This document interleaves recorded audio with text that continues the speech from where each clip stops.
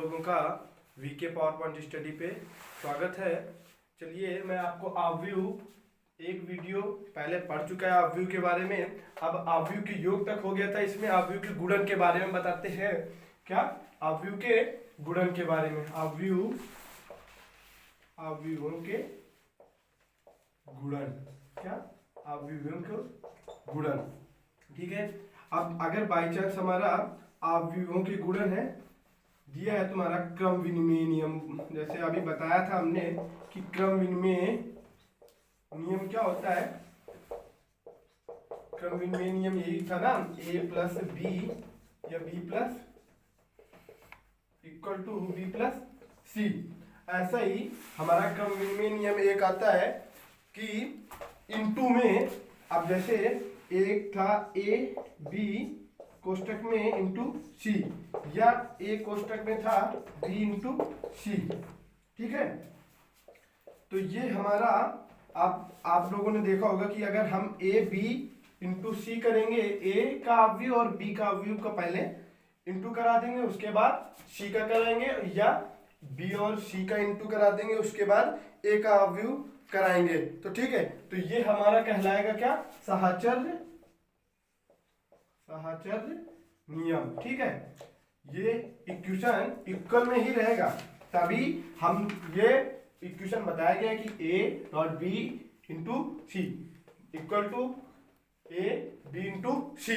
अगर हमारा अवयव बराबर नहीं आता है तो निश्चित है कि हमने कहीं ना कहीं एक गलती की है। ठीक है। तो इक्वेशन यही रहेगा। उसके बाद अगला आता है हमारा वितरण नियम। क्या? वितरण नियम। वितरण नियम भी हम लोग देख लेते हैं कि वितरण नियम क्या होता है इसी फार्मूले का, बट वो थोड़ा अलग सा है कि दे रखा है हमारा a और कोष्टक में दे रखा है b प्लस सी। अब हमको ये देखना है कि a दे रखा है और b प्लस सी। तो सिंपल सा फंडा है, हमने बचपन में यही पढ़ा होगा कि a का गुणा b में कराएंगे तो क्या आ जाएगा a b, और फिर a का गुणा क्या में करा देंगे सी में, तो कितना हो जाएगा ए सी। यही हमारा क्या कहलाता है? वितरण नियम। क्या है? का अवयवों के गुणन का वितरण नियम ये होगा ए बी प्लस ए सी। ठीक है। तो ए बी का मान निकाल लेंगे प्लस फिर ए सी का मान। अब ऐसा नहीं कि बी प्लस सी अवयव जोड़ दिया उसके बाद ए का उसमें गुणन कराए। ठीक है। तो हम ऐसे निकाल लेते हैं, उसके बाद गुणा कराएंगे तो ज्यादा बेटर होगा। ठीक है। तो चलिए और बताते हैं परिवर्त अवयव। इसी में बताते हैं आपको परिवर्त अवयव। मान लिया हमने एक अवयव लिया a बराबर 1 5 4 3। ठीक है। तो अब a का परिवर्त अवयव मतलब a डैश निकालेंगे। तो कैसे निकालेंगे कि परिवर्त का मतलब होता है हम पंक्तियों को स्तंभ में और स्तंभ को पंक्तियों में चेंज कर देते हैं। तो हमारी पंक्ति है ये 1 और 5, तो 1 और 5 को कायम में, पंक्ति को कायम लेंगे स्तंभ में और स्तंभ को पंक्ति में। तो 1 5 और पंक्ति को कायम चेंज करेंगे। अब ये वाली पंक्ति बची, इसको भी कायम चेंज कर दें स्तंभ में 4 3। ठीक है। तो ये हमारा परिवर्त अवयव हो गया। क्या हो गया? परिवर्त अवयव। ठीक है। चलिए बात करते हैं, अभी परिवर्त अवयव हमारा समाप्त हुआ। अब बात करते हैं सम्मित अवयव। क्या? सम्मित अवयव। ठीक है। सम्मित अवयव के बारे में बात करते हैं। अगर हमारी 3/3 की मैट्रिक्स दी है या 2/2 की मैट्रिक्स दी है तो सम्मित अवयव का मतलब वही होता है कि अगर उसका हम ट्रांसपेरेंट कर दें, ए का ए डैश निकाल लें, ए का ए डैश। तो अगर जो हमारे जैसे था 1 2 3 और 2 3। ठीक है। क्या था? 1 2 3 1 2 3 कि ताकि हम उसको पंक्ति में चेंज करें तो भी हमारा वही अवयव रहे, और अगर स्तंभ में मतलब इस पंक्ति को स्तंभ में चेंज करें या स्तंभ को पंक्ति में चेंज करें तो वही अवयव हमारा बना रहे। ठीक है। तो 1 2 3 2 1 3 3 2 1। ठीक है। देखते हैं बनता है कि नहीं बनता है। ए डैश निकालेंगे तो 1 2 3। अब यहाँ पे आ जाएगा 2, ये वाली मतलब 1 2 3 उधर ले गए। अब ये लाएंगे 2 1 2। ठीक है। तो तो देखो यहाँ पे गलत हो रही है, 2 1 2 आ रहा है, और फिर वो वाली लाएंगे 3 3 1। हमारा ये लाइन तो मैच हो रही है और ये मैच हो रही है, बट ये डिस्टर्ब कर रही है, 3 की जगह 2 और 2 की जगह 3। ठीक है, तो हमारे कहने का मतलब आप समझे हैं कि परिवर्त अवयव का मतलब ये है कि पंक्ति को स्तंभ में चेंज कर दें और स्तंभ को पंक्ति में, फिर भी हमारे अवयव में कोई डिफरेंट या कोई अलग अवयव ना हो। कि अब यहाँ पे A22 की जगह, यहाँ पे A22 की जगह 1 था और यहाँ पे 33 की जगह 1 था, बट यहाँ पे 23 की जगह 2 और वहां पे 3 था। ठीक है, तो ये चेंजमेंट आपस में ना हो, यहाँ पे 3 हो यहाँ पे 2 हो, मतलब सभी अवयव जैसे ए में थे वैसे ए डैश में रहे, तो वो हमारा सममित अवयव। और ए बराबर A does not equal to A dash, मतलब किसी का परिवर्त अवयव पहले वाले ए अवयव के बराबर न हो, वो हमारा कहलाता है विषम सममित अवयव। ठीक है, विषम सममित अवयव।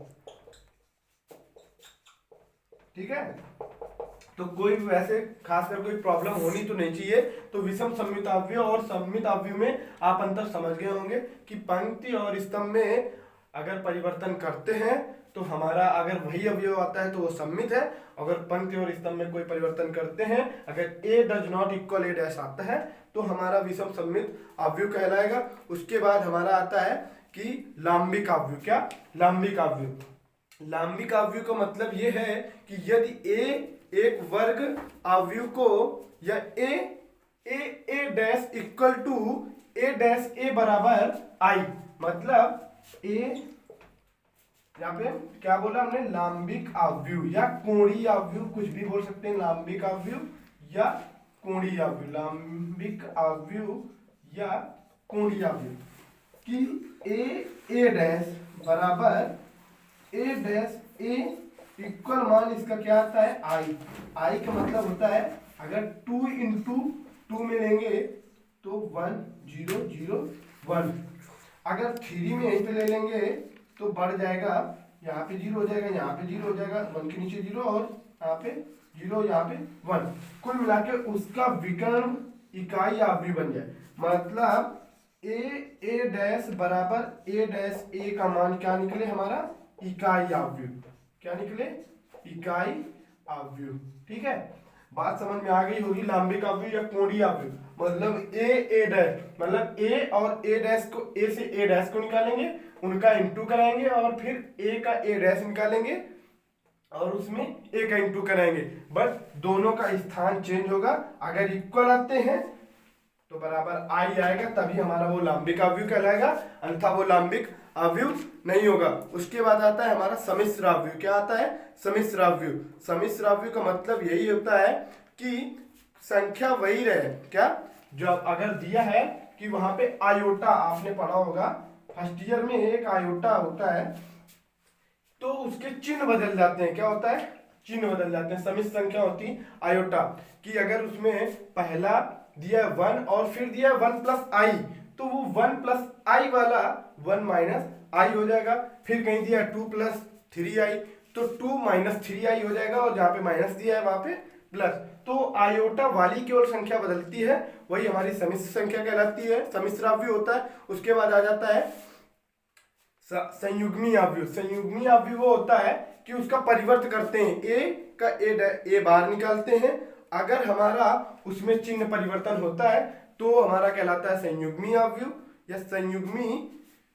अगर उसके बाद ट्रांसपेरेंट कर देते हैं तो वो हमारा कहलाने लगता है, मतलब डैश या बार या ट्रांसपोजनल। मतलब इन तीनों में अगर कुछ भी आगे, अगर बार के ऊपर टी लगाएंगे तो बार इंटू ट्रांसपोजनल, मतलब एक बार परिवर्त किया उसके बाद फिर परिवर्त किया। ठीक है, तो संयुग्मी परिवर्त अवयव वही हो जाएगा, जब ए बार निकाल देंगे तो संयुग्मी परिवर्त अवयव हो जाएगा। अब संयुग्मी को तो हम परिवर्त कर ही रहे थे, अब ए का संयुग्मी किया तो ए का संयुग्मी कर दिया, अब ए का संयुग्मी का परिवर्त अवयव कर दिया तो मतलब ट्रांसपोजनल, या इसकी जगह ये भी लिख सकते थे ए बार इंटू डैश, कुछ भी लिख सकते। तो वो हमारा कहलाएगा संयुग्मी। परिवर्त का परिवर्त अवयव निकालना संयुग्मी परिवर्त अवयव कहलाता है। उसके बाद आता है हर्मिटियन अवयव। क्या? हर्मिटियन अवयव। अब संयुग्मी का आप मतलब समझ चुके हैं कि आयोटा वाला प्लस में होगा तो माइनस का, और माइनस का होगा तो प्लस में। ठीक है, अब आता है हर्मिटियन अवयव। हर्मिटियन अवयव का मतलब यही होता है कि अगर आप परिभाषा कहें तो परिभाषा एक बार बता देता हूं।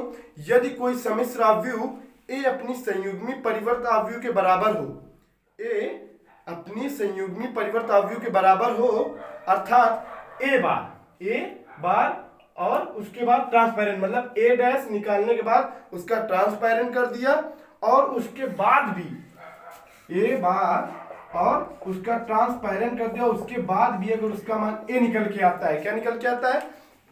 ए निकल के आता है, तो वो हमारा हद तक की हर्मिटियन अवयव है। क्या है? हर्मिटियन अवयव। और हम ये जैसे हमारा निकला था ए बार और उसका ट्रांसपोजनल, अगर इसको हम क्या बोलते हैं? ए थीटा। ठीक है, तो अगर ए थीटा बराबर हमारा ए निकलता है तो वो हमारा क्या है?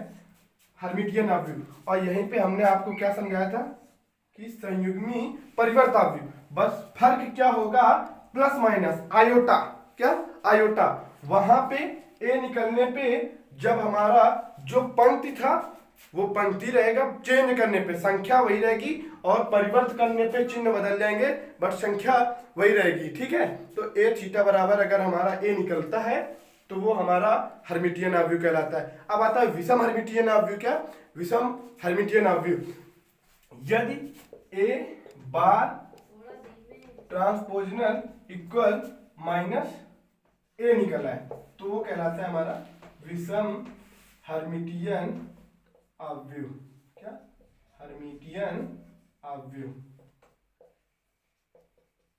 ठीक है, तो क्या? माइनस। अब हमें माइनस कहां से आ जाएगा? जब हमारे कुछ अवयवों में अंदर अवयव के अंदर माइनस दिया होगा तो वो माइनस बाहर कॉमन लेंगे, तो ए bar into ट्रांसपोजनल equal to minus ए। क्या? माइनस ए। अगर ये होता है तो हमारा विषम हर्मिटियन अवयव होगा। चलिए अब यहीं से समाप्त करते हैं कि सब आपकी परिभाषाएं हो चुकी हैं। आखिरकार 2 वीडियो में आपको पूरा अवयव के बारे में पता चल गया है। अब हम सीधा डायरेक्ट अगले वीडियो में आपको चैप्टर के बारे में बताएंगे। अब चैप्टर के सवाल बताएंगे, और इम्पोर्टेंट सवाल, ना कि पूरे चैप्टर के। ठीक है, चलिए बाय फ्रेंड्स। ठीक है, अगर आपने अभी तक चैनल को सब्सक्राइब या लाइक नहीं किया है तो आप कर दीजिए, और आपको ऐसी ही वीडियो मिलती रहेंगी। रोज आप अपडेट रहिए क्लास लेने के लिए। ठीक है, बाय।